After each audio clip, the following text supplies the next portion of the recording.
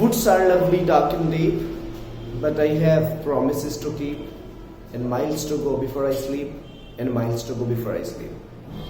Good morning, dear learners. I welcome you to my YouTube channel English with Sikandar. आज जो मैं आपके लिए वर्ब लेकर आया हूँ, lie and lay.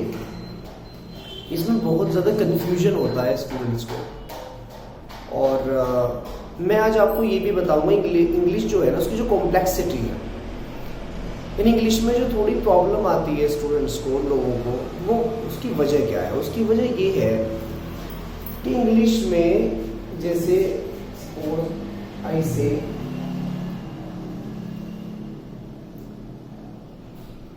लीव्स, ये मैंने एक वर्ड लिखा लीव्स, तो अब मैं आपसे पूछूं ये लीव्स जो है इसकी पार्ट्स ऑफ स्पीच क्या है, मतलब ये वर्ब है, नाउन है, ये क्या है। तो आप कहेंगे, मतलब ज्यादातर आप में कहेंगे कि जो लीव्स है ना, ये लीव है वर्ड, छोड़ना, लीव मी अलोन, छोड़ना, उसमें एस ऐड हो गया है लीव में एस ऐड हो गया है। अच्छा, एस ऐड कब होता है? जब सब्जेक्ट सिंगुलर हो, थर्ड पर्सन, जैसे ही, शी, है ना, कोई नाम, शायद, तो इनके साथ क्या आएगा? प्रेजेंट में, प्रेजेंट टेंस में लीव्स आ जाएगा। जैसे कहते हैं ना ही गोज, तो गोज क्यों आया? क्योंकि ही के साथ गो में ईएस ऐड हो, अंडरस्टैंड? तो ये कहेंगे आप लीव्स। लेकिन इसके अलावा भी एक वर्ड है, वो क्या है? एक वर्ड होता है लीफ, LEAF। लीफ कहते हैं जो पत्ते होते हैं पेड़ के, है ना, जो पत्तियां होती है उसे लीफ कहते हैं। और लीफ है सिंगुलर, ये नाउन है, ये है सिंगुलर नाउन। तो जब इसका हम प्लूरल बनाएंगे तो इसका प्लूरल बनेगा लीव्स, पत्तियां। अब आप देखिए लीव्स और वो वाला लीव सेम। ये इंग्लिश में सबसे ज्यादा कॉम्प्लेक्स टॉपिक है, यानी आपको पता होना चाहिए कि वर्ब क्या है, नाउन क्या है। ये आज भी जो टॉपिक है ना, वो भी इससे कुछ मिलता जुलता है। वो क्या है? एक वर्ड है लाई, LIE, और एक वर्ड है ले, LAY। जो लाई होता है लेटने को कहते हैं, लाई का मतलब है लेटना, ठीक है। हम झूठ वाले पे नहीं कर रहे, लाई वो तो झूठ बोलना है, लाइड उसकी तो सिंपल है, वो तो लाइड उसकी तो बात नहीं हो रही है। जो थोड़ी उलझन है, जो कंफ्यूजन है, वो इन दोनों में। तो लाई कहते हैं लेटना, और ये ट्रांजिटिव वर्ब है। ये लाई जो है ट्रांजिटिव वर्ब है। ट्रांजिटिव वर्ब किसे कहते हैं? ट्रांजिटिव वर्ब कहते हैं जिस वर्ब के बाद ऑब्जेक्ट आए, यानी जो बिना ऑब्जेक्ट के अपना मीनिंग पूरा ना करे, जरूरी हो जिसके लिए ऑब्जेक्ट। जैसे इफ आई से ही सो, तो उसका मतलब उसने देखा, तो बात होगी व्हाट या हूम, तो ही सो अब हो, यानी सो से आप सवाल क्वेश्चन करेंगे व्हाट या हुम, तो व्हाट और हुम का जो भी रिप्लाई है वो ऑब्जेक्ट होगा। व्हाट या हुम का जो भी रिप्लाई है वो ऑब्जेक्ट होगा। और जिस वर्ब से आप ये क्वेश्चन कर सके ना, व्हाट या हुम, तो वो ट्रांजिटिव वर्ब होगी। यानी जिस वर्ब से भी आप ये क्वेश्चन कर सके व्हाट या हुम, वो ट्रांजिटिव होगी। और जिससे आप ये क्वेश्चन ना कर सके व्हाट या हुम का, वो इंट्रांजिटिव होगी। जैसे आई लिव, तो आप बताइए लिव जो है रहना, तो इससे आप ना तो ये पूछ सकते व्हाट, ना हुम। भाई कोई आपसे कहे मैं रहता हूं, तो आप ये थोड़ी कहोगे उससे क्या, किससे, आप कहोगे कहां, तो वेयर का क्वेश्चन करोगे आप, तो इसका रिप्लाई कोई जगह आएगी, आई लिव इन मेरठ। तो ये जो इन मेरठ है ना, ये ऑब्जेक्ट है, ये नहीं है एडवर्ब है, और एडवर्ब ऑब्जेक्ट नहीं बनता, तो ये ऑब्जेक्ट नहीं है, तो ये ट्रांजिटिव वर्ब है इनके बाद, ठीक है।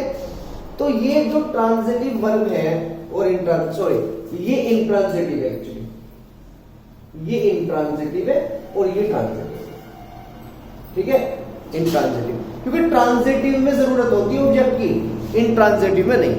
अब आप ये देखिए, you lie in bed, you lie in bed, आप बेड पर लेटते हो। अब यहां एक कंफ्यूजन हो रहा है कि आप कहोगे जी ऑन बेड आना चाहिए था, ये इन बेड कैसा आ गया?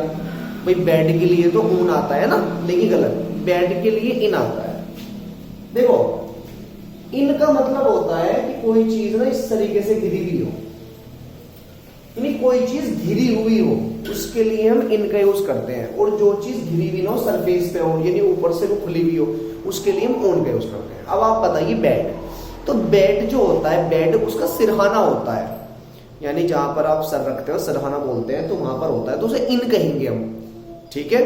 और चेयर जो होती है ना, चेयर यानी चेयर जो होती है, तो ये भी बहुत इंपॉर्टेंट, इसे नोट कर लेना, चेयर के लिए भी इन यूज होता है, ओन नहीं होता। यानी कि ही सैट इन चेयर, ठीक है, sit in chair, sit on chair नहीं है। ऑन होता है टेबल के लिए यूज, टेबल। आप अगर टेबल को देखें तो टेबल ऊपर से बिल्कुल सरफेस, कोई इसकी रेलिंग नहीं होती, चारों तरफ कोई सपोर्ट, कोई चीज बनी हुई नहीं होती, इसलिए उसे ऑन कहते हैं।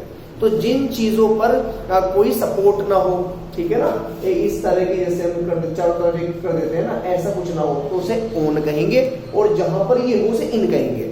आप ध्यान रखना, बेड के लिए और चेयर के लिए हमेशा इन यूज करना, इन चेयर इन बेड, ठीक है, इंपॉर्टेंट है। तो यू लाई इन बेड, यानी आप बेड पर, लेकिन इंग्लिश में जब आप उसे हिंदी में कहेंगे तब आप उसे पर ही कहेंगे, यानी बेड पर लेटते हैं आप। हिंदी की बात है, इंग्लिश की बात है। इसकी सेकंड फॉर्म जो है ले है, इसी लाई की सेकंड फॉर्म है ले, यानी इसका मतलब लेटा था। तो यस्टरडे आई ले इन बेड, मैं कल बेड पर लेटा था।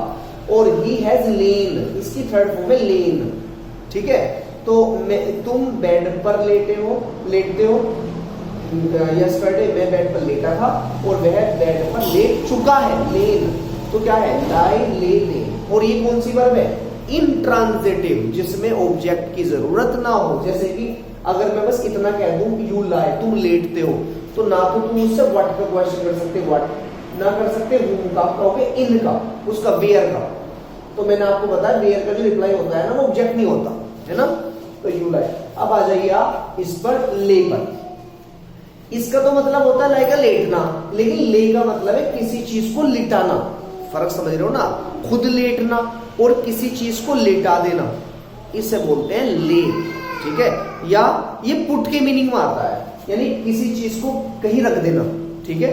अब देखिए आप, इसकी सेकंड फॉर्म है लेड और थर्ड फॉर्म भी है लेड। जैसे आई लेड द बुक, देखिए मैंने आपको बताया था ट्रांजिटिव वर्ब में ऑब्जेक्ट की जरूरत होती है। तो जब मैं ये कहूंगा आई लेड, मैंने लिटा दिया या मैंने रख दिया, तो आप पूछेंगे व्हाट, क्या रख दिया आपने, तो जो भी आंसर होगा वो ऑब्जेक्ट होगा, इसलिए कौन सी वर्ब है, ट्रांजिटिव वर्ब, ट्रांजिटिव।